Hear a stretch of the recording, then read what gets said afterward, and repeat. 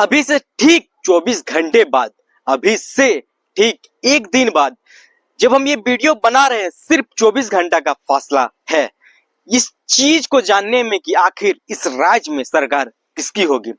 सिर्फ और सिर्फ 24 घंटा का फासला है ये तय होने में कि सत्ता का बागडोर किसके हाथों में होगा। सिर्फ एक दिन का फासला है और ये जानेंगे कि इस राज्य का अगला मुख्यमंत्री कौन होंगे। झारखंड में विधानसभा का चुनाव 2 चरणों में हुआ, एक 13 नवंबर को, दूसरा 20 नवंबर को। यानी विधानसभा का जो परिणाम है वो ईवीएम मशीन पर कैद है। 23 नवंबर को परिणाम जारी कर दिया जाएगा। इन्हीं सब के बीच हम जानेंगे कि आखिर एनडीए के फोल्डर की तरफ से कौन होंगे मुख्यमंत्री और इंडिया अलायंस की तरफ से कौन होंगे मुख्यमंत्री। एनडीए की बात करें तो अभी तक यह स्पष्ट ही नहीं हुआ कि एनडीए के फोल्डर की तरफ से कौन मुख्यमंत्री के चेहरे होंगे।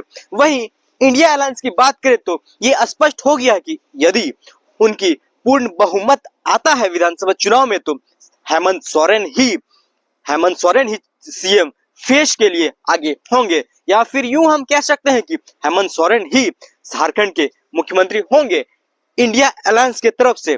हालांकि एनडीए के फोल्डर्स में 5-5 मुख्यमंत्री भी हैं, लेकिन एनडीए ने ये अभी तक स्पष्ट नहीं किया है कि आखिर उनकी पार्टी से, उनकी अलायंस से किनको मुख्यमंत्री बनाया जा सकता है। हालांकि संभावनाएं ये भी है कि हेमंता बिस्वा शर्मा बाबूलाल मरांडी के रास्ते क्लियर करते जा रहे हैं।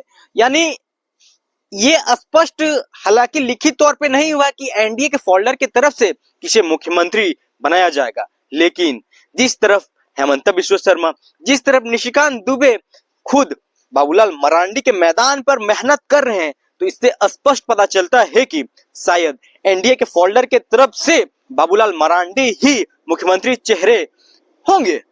अब हम दूसरा बिंदु पर आते हैं, आखिर किसके हाथ में होगा सत्ता का बागडोर, इंडिया या फिर एनडीए अलायंस। इस बार का विधानसभा चुनाव बेहद दिलचस्प हुआ। लोगों के बीच यह संशय बना हुआ है कि आखिर किसके हाथ पर होगा सत्ता का बागडोर। स्टार प्रचारक को एक के बाद एक लाते गए सभी सभाओं में, चाहे नरेंद्र मोदी हो, अमित शाह हो या फिर योगी आदित्यनाथ ही क्यों ना हो। एनडीए ने ऐसा गलती ही नहीं किया कि वे सभाओं के बीच स्टार प्रचारक को नहीं लाए। इंडिया अलायंस ने कई तरह के एजेंडा भी बनाया, जैसे कि बांग्लादेश घुसपैठ या फिर बटोगे तो कटोगा का नारा भी लगवाए। वहीं दूसरी अलायंस की बात करें यानी इंडिया अलायंस की, तो बहुत ज्यादा इंडिया अलायंस में स्टार प्रचारक नहीं दिखे। मुख्य रूप से 2 स्टार प्रचारक थे, एक हेमंत सोरेन, दूसरा बात करें यानी हेमंत सोरेन की पत्नी कल्पना सोरेन। मुख्य रूप से एक तरफ हेमंत सोरेन दौड़ कर सभा कर रहे थे, वहीं और बीजेपी पर भी हमलावर थे। वहीं उसकी पत्नी यानी कल्पना सोरेन भी मंचों पर चढ़ कर मैया समान योजना, बिजली बिल माफ जैसे कई योजनाओं का जिक्र भी कर रही थी, और खासकर मैया समान योजना का कहीं ना कहीं इंडिया अलायंस का सीधा लाभ जरूर मिलेगा। कल्पना सोरेन बीजेपी के लिए सरदर्द भी बनी हुई है। जब से हेमंत सोरेन जेल गए थे तब से वे सक्रिय रूप से राजनीति में आए हैं। वहीं इन्होंने ये भी साबित कर दिया कि एक नारी सब पे भारी है। वहीं इस विधानसभा में तीसरा सबसे ज्यादा किसी का जिक्र हुआ है तो वे टाइगर जयराम महतो हैं। संसाधनों से लेस टाइगर जयराम महतो अकेले ही जेएलकेएम का मोर्चा संभाले हुए हैं। संसाधनों से लेस स्कॉर्पियो और बाइक से ही दौड़ कर सभा पर उपस्थित हो रहे हैं। टाइगर जयराम महतो ने अकेले दम पर जेएलकेएम का मोर्चा संभाले रखा है, अकेले ही जेएलकेएम के स्टार प्रचारक हैं।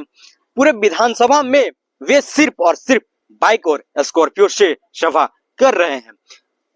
पहले सिर्फ 2 दलों के बीच में मुकाबला होता था, लेकिन टाइगर जयराम महतो के आने के बाद झारखंड का समीकरण बदल सा गया है, झारखंड का समीकरण बिगड़ सा गया है। जब से वे आए हैं कहीं ना कहीं इंडिया और एनडीए अलायंस का सीधा इन पर असर है। दोनों पर ये हमलावर होते हैं। जयराम महतो कितना सीट हारते हैं कितना सीट जीतते हैं ये मायने नहीं रखता है। यदि वह हारते हैं तो जीत और हार का मार्जिन बहुत कम होगा और इनका असर एनडीए और इंडिया अलायंस पर भी होगा। इन सभी समीकरणों के बाद हम ये कह ही नहीं सकते हैं कि इस राज्य में किसकी सरकार बनेगी। इस राज्य में 24 घंटे के बाद ये स्पष्ट रूप से पता चल जाएगा कि झारखंड में किसकी सरकार बनेगी, किसके हाथ में होगा सत्ता का बागडोर, वही कौन होंगे मुख्यमंत्री, ये एक दिन बाद यानी 24 घंटे के बाद ही पता चलेगा। फिलहाल के लिए जोहार, मिलते हैं कल यानी 23 नवंबर को, वही बताएंगे कि इस राज्य में किसकी सरकार बनेगी।